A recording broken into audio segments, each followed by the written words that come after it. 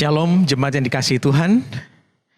Kita bersyukur karena ini adalah kesempatan yang indah untuk mengingat karya keselamatan Allah yang diberikan bagi kita secara cuma-cuma. Kita akan belajar kebenaran firman Tuhan. Mari kita memohon pertolongan Tuhan di dalam doa kita. Bapa di dalam surga, terima kasih kesempatan yang indah ini. Kami boleh mengingat kembali bagaimana Kristus mati bagi kami. Karena Allah begitu mengasihi kami. Allah menebus kami bukan karena dosa kami adalah dosa yang remeh. Bukan karena anugerah Tuhan adalah murahan atas kami. Tetapi ini adalah murni kasih Allah begitu besar atas setiap kami. Di dalam keberdosaan kami sekalipun. Karena itu ya Tuhan, ketika kami memperingati Jumat Agung ini, kami sungguh disiapkan. Kami sungguh diperlengkapi. Kami sungguh diberikan kekuatan untuk merayakan kemenangan ini. Dan kiranya kami sambut firman Tuhan ini hanya di dalam nama Yesus Kristus. Amin. Jemaat yang dikasihi Tuhan dimanapun Anda berada, hari ini adalah hari yang indah. Karena bukti dari keselamatan kekal Allah telah kita dapatkan dan dijamin melalui darah Kristus. Izinkan saya men-sharingkan firman Tuhan yang berjudul Kasih Tiada Tara yang mengalahkan keakuan. Kasih tiada tara yang mengalahkan keakuan. Nah jemaat yang terkasih, pada waktu kita membaca firman Tuhan yang diambil dari 1 Yohanes pasal 4 ayat yang ke-10, kita bisa tahu bahwa kasih Allah itu senantiasa nyata. Kasih Allah membayar kita dengan harga yang mahal, bahkan kasih Allah itu berlaku bagi kita yang masih berdosa. Saya akan membacakan firman Tuhan bagi setiap kita semua. Inilah kasih itu. Bukan kita yang telah mengasihi Allah, tetapi Allah yang telah mengasihi kita dan yang telah mengutus anaknya sebagai pendamaian bagi dosa-dosa kita. Jemaat yang dikasihi Tuhan, saya percaya salah satu permasalahan kita adalah keberdosaan. Dan ini adalah masalah terbesar dari setiap insan manusia sebagai keturunan Adam. Keberdosan itu mengontrol kita, menguasai kita sedemikian rupa sehingga kita hidup berorientasi pada diri. Itulah yang saya katakan dengan keakuan. Keakuan kita bukan hanya berbicara tentang egosentris kita. Keakuan kita berbicara tentang natur keberdosaan kita yang mengontrol kita sedemikian rupa sehingga kita tidak mau berorientasi untuk kemuliaan nama Tuhan, tetapi kita hanya berorientasi pada diri sendiri dan hawa nafsu kita. Oleh karena itu kita perlu melihat bahwa tantangan kita jika sedemikian kuatnya, di mana kita dikontrol oleh hawa nafsu untuk mementingkan diri sendiri, maka kita harus membandingkan keakuan kita yang semuanya berorientasi pada kesenangan kita, hawa nafsu kita, diri kita sendiri, harus kita ubah supaya kita melihat karya dan kasih Allah. Sehingga bagaimana kita menundukkan keakuan? Jemaat yang dikasihi Tuhan, salah satu hal yang perlu kita lakukan dan ini adalah dasar yang penting bagi kehidupan spiritualitas kita sebagai orang Kristen, yaitu dengan melihat kasih tiada tara, di mana Tuhan mengasihi kita sedemikian besar, di mana kasih yang tiada tara itu adalah kasih Allah yang melampaui segala sesuatu yang dijanjikan oleh dunia. Kasih Allah yang besar itu adalah kasih Allah yang tidak bisa dibandingkan dengan apapun. Mungkin orang berkata bahwa kasih ibu sepanjang masa. Tetapi marilah kita pikirkan apa bandingannya ketika kita dikasih Allah. Maka tidak ada perbandingan kasih apapun selain daripada kasih Allah. Tidak terselami. Kenapa kasih Allah itu tidak terselami? Karena justru ketika manusia berdosa, Allah mengasihi. Justru ketika manusia memberontak, Allah mencari. Bahkan ketika manusia menjauh daripada Tuhan, maka Allah merengkuh, berlari, merampas kita dari kuasa iblis. Ini tidak masuk akal. Sehingga ini dikatakan bahwa kasih yang tak terselami. Dan kasih Allah adalah kasih tanpa syarat yang berdasarkan sifat-sifat dan kehendak Allah. Saya percaya Bapak Ibu yang saya kasih di dalam Tuhan, betapa indahnya kasih Allah, betapa indahnya anugerah Allah yang menopang kehidupan kita dahulu, sekarang, dan yang akan datang. Dan kasih itulah bukan hanya memelihara kita, baik jasmani maupun rohani, tetapi kasih yang sudah nyata dan terbukti bahwa Allah memberikan anaknya yang tunggal, mati menebus kita, yang hari ini kita peringati di dalam kematiannya di kayu salib. Dan dia menebus dengan sempurna dosa-dosa kita, sehingga dia mengatakan, sudah selesai. Jemaat yang terkasih, izinkan saya membahas dua topik utama. Yang pertama, saya akan membahas tentang karakteristik kasih Allah. Kemudian bagian yang kedua, saya ingin membahas apa yang bisa kita lakukan untuk boleh beribadah menyembah Allah, untuk boleh menjalankan kehidupan spiritualitas kita di hadapan Tuhan.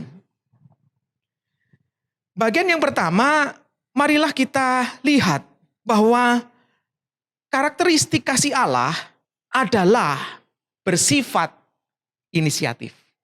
Kasih Allah yang begitu besar itu berawal dari inisiatif Allah. Kita tahu di dalam firman Tuhan mengatakan kepada kita, inilah kasih itu, bukan kita yang telah mengasihi Allah, tetapi Allah yang telah mengasihi kita.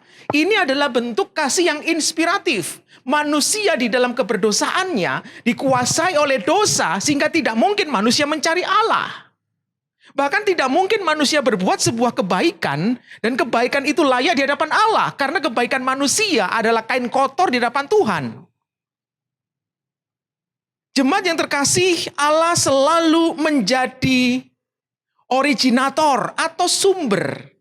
Kita ditopang oleh sang sumber itu.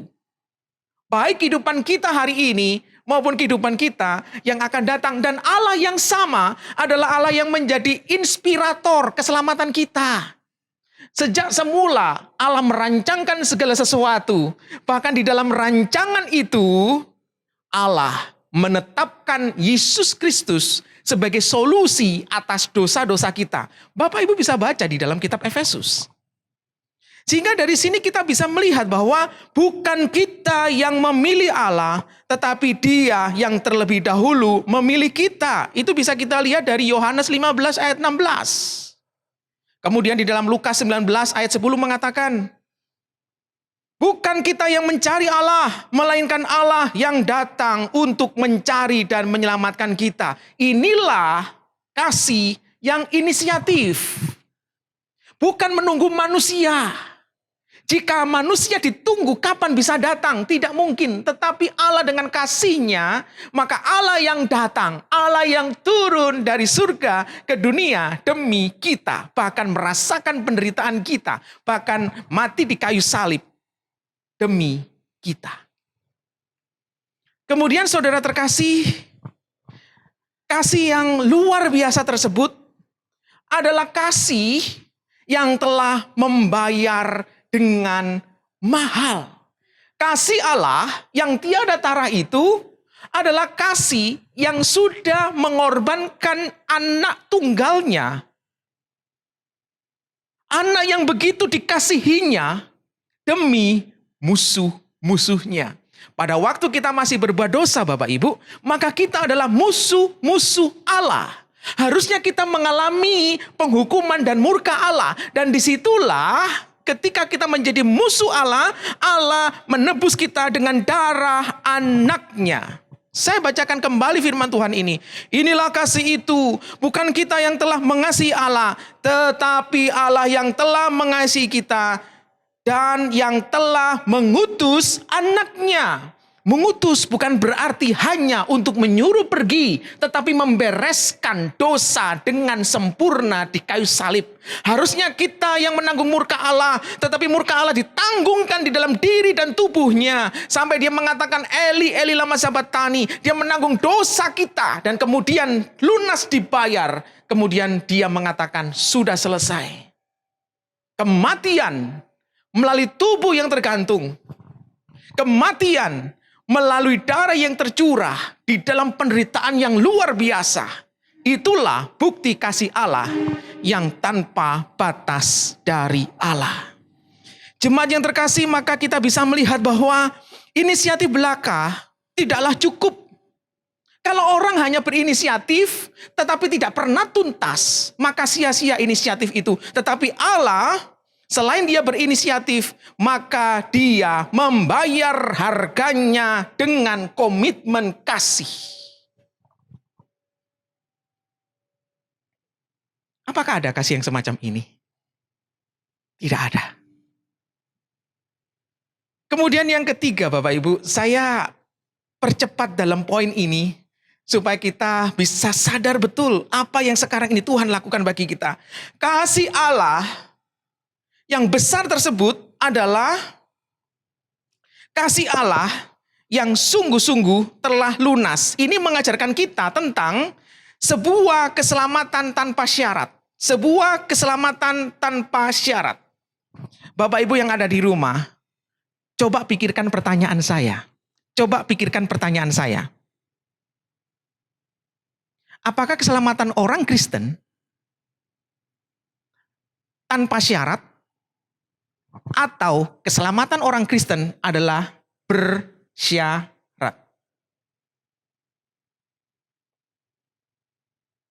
Seringkali kita hanya memikirkan yang namanya anugerah ya pasti tanpa syarat. Betul apa benar? Yang namanya anugerah pasti tanpa syarat. Jika pemberian itu karena kelayakan, itu bukan anugerah namanya, tapi jatah. Tetapi yang saya katakan di sini adalah begini. Keselamatan manusia adalah keselamatan yang bersyarat. Kenapa saya katakan keselamatan bersyarat? Karena harus ada penggantian dari dosa yang dihukum oleh Allah. Ada orang yang harus menanggung murka Allah. Itu syaratnya. Tetapi syarat itu telah diberikan kepada tubuh Yesus. Dan Yesus menebusnya, melaksanakannya dengan sempurna. Ketika keselamatan itu sampai kepada kita, maka keselamatan itulah yang namanya anugerah. Bukan keselamatan tanpa syarat. Tetapi syaratnya sudah dibayar lunas oleh Tuhan Yesus penebus kita. Jemaat yang terkasih, inilah keindahan keselamatan Kristen. Kemudian bagian yang ketiga, kita bisa melihat bahwa kasih yang besar tersebut adalah yang kasih tidak pernah melihat kelayakan manusia. Kasih yang tidak didasarkan pada batasan-batasan yang dimiliki oleh manusia. Karena sebenarnya manusia tidak layak. Saya akan bacakan kembali ayat ini. Inilah kasih itu. Bukan kita yang telah mengasihi Allah, tetapi Allah yang telah mengasihi kita. Dan yang telah mengutus anaknya sebagai pendamaian bagi apa? Kesucian-kesucian kita? Tidak. Bagi dosa-dosa kita. Ini mencerminkan kondisi manusia, ringkih, rapuh, berdosa, pemberontak, harus mengalami murka Allah dan dipastikan mengalami kematian kekal di neraka. Ini adalah kondisi kerapuhan manusia. Kedegilan hati manusia. Tetapi dalam kondisi yang begitu rupa, justru kasih itu diberikan cuma-cuma. Justru kasih itu telah diberikan dengan harta yang paling mahal, yaitu darah anak domba. Berarti, apa yang sudah Tuhan bayarkan untuk menebus kita, yaitu darahnya, tidak sebanding dengan kita yang rendah, hina, pemberontak, ringkih, rapuh. Tapi kasih itu tidak memandang batas. Andai kata kasih itu memandang batas, maka tidak mungkin kita memenuhi batasan-batasan itu. Seumpamanya kita disuruh melaksanakan tuntutan hukum Taurat. Yesus mengatakan, tidak ada satu orang pun yang bisa melaksanakan hukum Taurat dengan sempurna, bukan? Kalau seandainya kita dikatakan, kamu akan saya berikan keselamatan asal kamu berbuat baik. Seberapa baikkah kita? Aku akan memberkati kamu kalau kamu menyembah aku, beribadah dan melayani aku. Apakah kita adalah orang yang taat dan rela memberikan hati untuk Tuhan? ketika kita dikuasai oleh dosa? Tidak mungkin. Tetapi itulah kasih yang begitu besar yang sudah Tuhan berikan bagi kita. Sehingga kasih Allah yang tiada tara dibuktikan dengan kasih tanpa syarat yang berawal dari inisiatif Allah dan kasih yang telah dibayar dengan harga yang mahal dengan darah anaknya dan yang diberikan kepada manusia yang benar-benar rendah. Jemaat yang terkasih, itu poin yang paling penting untuk kita renungkan ketika kita merayakan Jumat Agung dan kebangkitan Tuhan, hari Paskah. Karena saya percaya dengan mengingat kasih Allah, dengan kasih yang sama, kita akan mengalahkan keakuhan kita. Lalu bagaimana cara kita untuk mengalahkan keakuhan itu? Jemaat yang terkasih, saya tahu bahwa manusia yang berbuat dosa, termasuk saudara dan saya, hawa nafsu menguasai sedemikian rupa. Hidup yang egosentris, berpusat pada diri, merasa yang paling penting adalah aku, merasa bahwa yang harus diperhatikan adalah aku, semuanya aku, dan aku. Ketika keakuhan itu menguasai kita, maka kita harus berubah pikiran, harus melihat kasih Allah, mengingat kasih Allah. Hidup kita harus berubah, berorientasi bukan pada diri tetapi Allah. Bukan berorientasi pada hawa nafsu tetapi pada kekudusan. Bukan berorientasi pada pemberontakan tetapi kepada ketaatan. Inilah cara kita untuk mengalahkan keakuhan. Alihkan pandangan kita hanya kepada Allah. Berjalanlah semakin dekat kepada Dia. Dan saya percaya anugerah demi anugerah akan kita alami. Saya percaya Bapak Ibu mengamini hal itu. Dalam poin ini, kita bisa melihat satu persatu berkaitan dengan kasih yang luar biasa tadi. Kalau kita berbicara tentang kasih Allah yang berinisiatif, semuanya berasal dari Allah, maka bagaimana cara kita menaklukkan keakuhan kita? Cara kita menaklukkan keakuhan kita adalah menjadikan Allah sebagai Tuhan. Mungkin Bapak Ibu bingung dengan kalimat itu. Menjadikan Allah sebagai Tuhan. Apa maksudnya? Allah kan Tuhan. Tunggu dulu. Pada waktu manusia dikuasai oleh dosa dan hawa nafsu, maka hidupnya bukan lagi meninggikan Allah setinggi-tingginya dalam hidupnya. Karena ada berhala yang menguasai hidup dan diri dan hatinya. Berhala itu bisa saja diri kita, keinginan-keinginan hawa nafsu kita, bisa saja pekerjaan-pekerjaan kita, bisa saja berkaitan dengan harta kita, dengan kenyamanan hidup kita, bisa keluarga, atau bisa seseorang. Itu semuanya bisa menjadi berhala. Pada waktu kita dikuasai oleh berhala-berhala itu, maka yang bertahta paling tinggi dalam hati kita adalah berhala itu. Harusnya yang bertahta paling tinggi dalam hati kita adalah Allah Sang Pencipta, Allah Sang Penebus, dan Allah Sang Pemelihara. Kita sekarang ini tidak pernah berdoa memohon supaya kita dikuatkan dengan kepekaan batin, supaya mencari berhala-berhala kita. Biarlah berhala itu dibereskan. Biarlah berhala itu kemudian dimusnahkan melalui kuasa darah Kristus yang ada di dalam hati dan kehidupan kita. Di mana Dia sudah mati menebus kita. Biarlah berhala-berhala itu dikalahkan. Tetapi permasalahannya adalah kita sangat sulit untuk menghilangkan berhala-berhala itu. Justru kita menikmati berhala-berhala itu. Keakuhan kita karena tunduk pada berhala. Keakuhan kita tidak akan pernah membawa meninggikan Allah setinggi-tingginya dalam hidup kita. Sehingga melalui Allah yang berinisiatif, Allah yang berdaulat di dalam pilihannya yang tanpa batas, maka kita bisa menyembah Dia, memuliakan Dia setinggi-tingginya. Tidak boleh ada berhala-berhala yang menghalangi kita menyembah Dia. Yang kedua, jika dikatakan bahwa kasih Allah yang tiada tara itu adalah kasih yang membayar dengan harga yang mahal, maka bagaimana menaklukkan keakuhan kita? Jemaat yang terkasih, kita harus senantiasa belajar dan mengingat serta menghargai kasih Allah. Saya ulangi, kita harus mengingat dan menghargai kasih Allah. Pada waktu kita bangun pagi, apa yang Bapak Ibu ingat? Apa yang kita ingat? Pekerjaan kita, masalah kita, harta kita, bukan?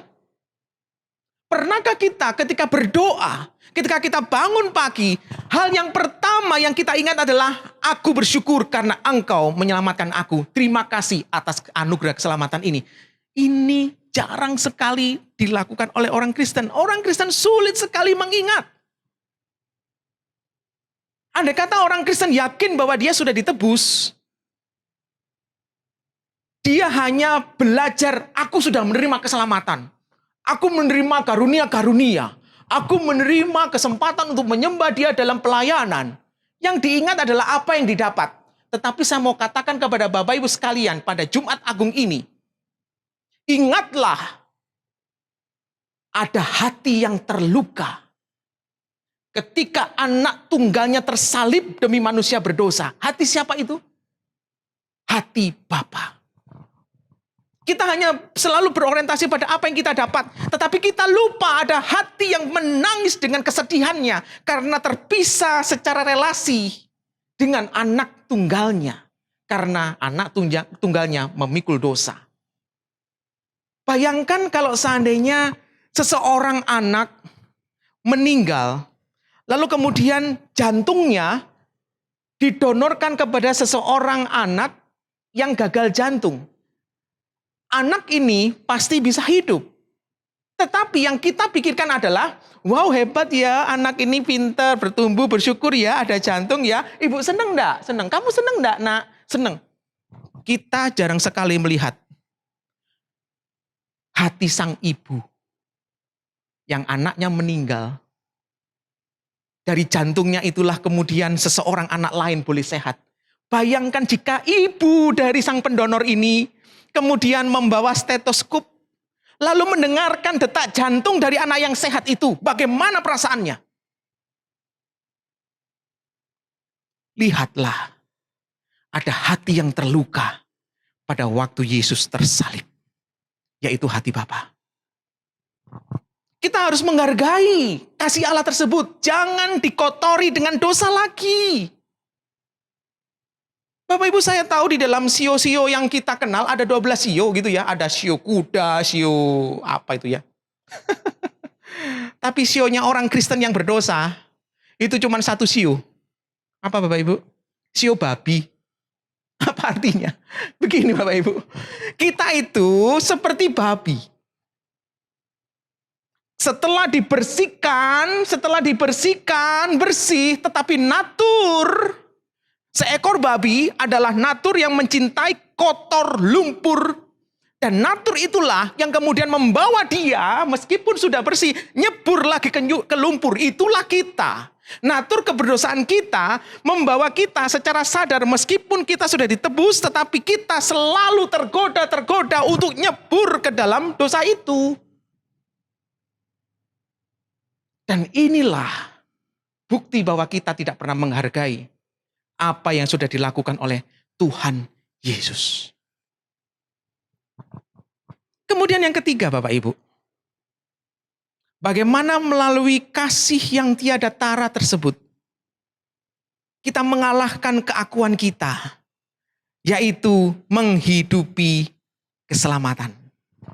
Menghidupi keselamatan. Pertanyaan yang sering kali saya ajukan berkaitan dengan konsep ini adalah, apakah Bapak Ibu saat ini yakin sudah diselamatkan? Saya yakin dari semua Bapak Ibu sekalian, atau sebagian besar setidaknya, yakin bahwa saat ini kita diselamatkan. Amin.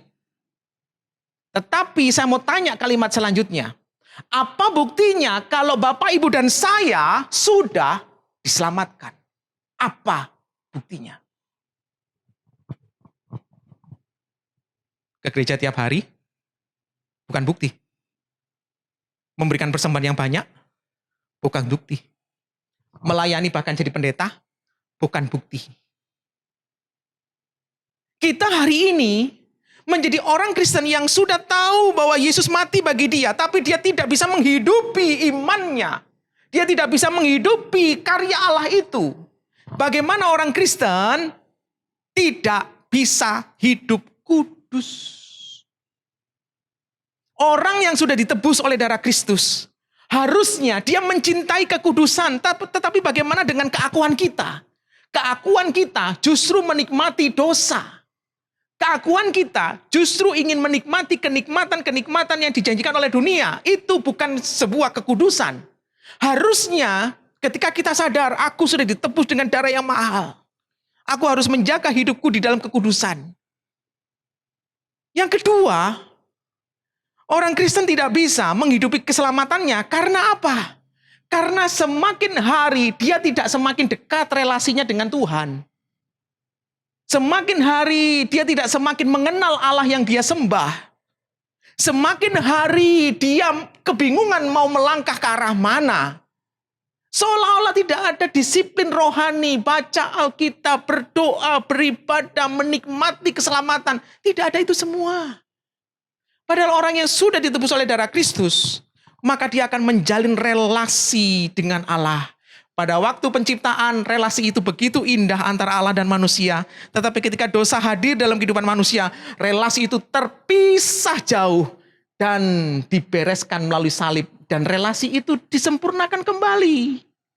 Jika relasi itu sudah dekat, maka kita memiliki sebuah kerinduan yang berawal dari dalam batin kita untuk menyembah Dia, untuk berdoa, untuk mentaati firman-Nya, untuk berdisiplin rohani. Tanda orang Kristen yang diselamatkan, mencintai kekudusan, memiliki relasi yang dekat dengan Tuhan. Yang ketiga, menikmati keselamatan, ini berbicara tentang introspeksi diri yang jujur di hadapan Tuhan. Orang Kristen sejati tidak mungkin dia memiliki kesombongan-kesombongan rohani. Kita bisa belajar dari Paulus. Ketika dia melihat dirinya dan hidupnya masa lampau, maka dia mengatakan, di antara para rasul, akulah yang paling berdosa. Dia hancur di hadapan Tuhan. Saudara, jangan takut hancur di hadapan Tuhan. Akui keberdosaan kita di hadapannya. Kalau kita membayangkan hati dan hidup kita adalah guci, semahal apapun guci itu, tapi kalau sudah pecah, maka guci itu tidak berharga. Itu kehancuran. Tetapi bagaimana guci yang mahal tadi, yang sudah hancur tadi, dari yang tidak berharga menjadi berharga? Maka jangan disambung dengan lem. Sekuat apapun lem itu tidak akan ada harganya. Tetapi sambung serpihan-serpihan pecahan-pecahan guci tadi dengan emas. Maka ketika dengan goretan-goretan emas yang menyatukan, sesuatu yang sangat mahal yang sudah menyatukan serpihan-serpihan kehancuran, maka emas itu memiliki nilai tambah. Darah Kristus yang sudah menyalut hati kita yang hancur, sehingga nilainya melebihi apapun. Sehingga kita harus tahu, harusnya kita sadar kita hancur di hadapan Tuhan, tetapi anugerah Tuhan melalui darah Kristus kita alami, dan itu sukacita sejati. Apakah kita menikmati itu?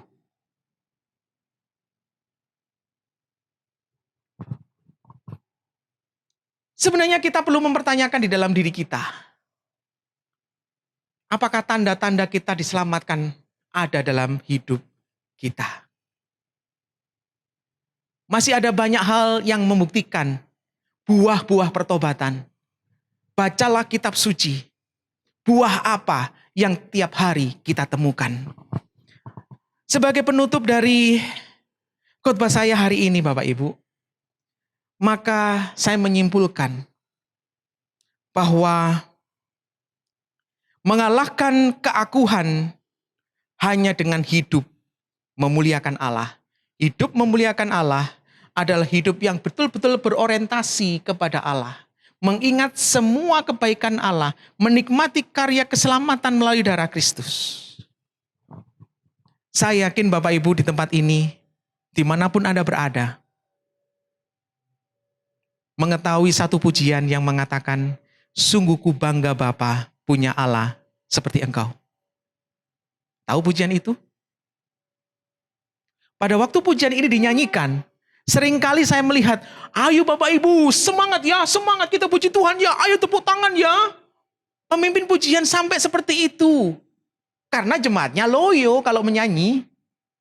Tetapi coba pikirkan syair pujian ini. Sungguh ku bangga Bapa punya Allah seperti Engkau.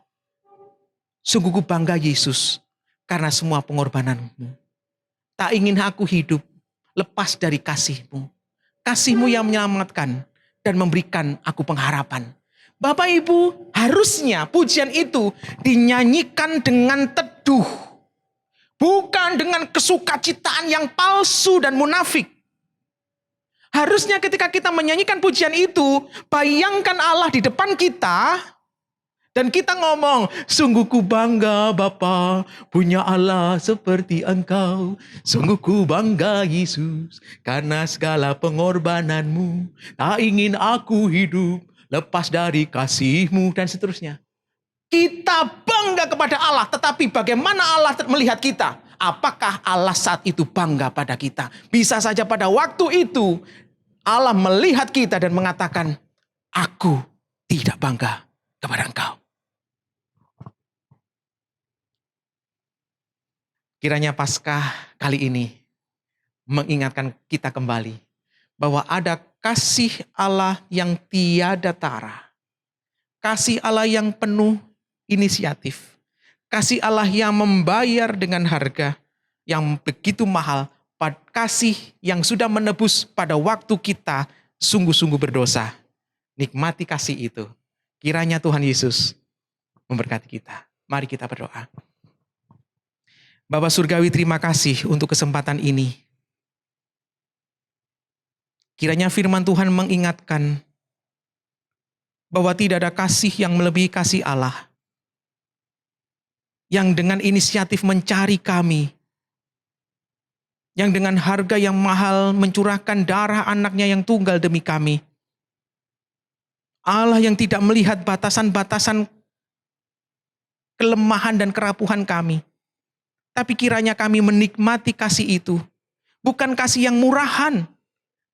Ketika kami menyadari anugerah itu, ingatkan kami bahwa dosa kami bukan dosa yang remeh. Sehingga kami menjaga hidup kami di dalam kekudusan untuk menghargai apa yang sudah Yesus lakukan bagi kami. Dan hidup kami bisa berorientasi kepada kemuliaan Allah. Berjalan semakin dekat mengenal Dia.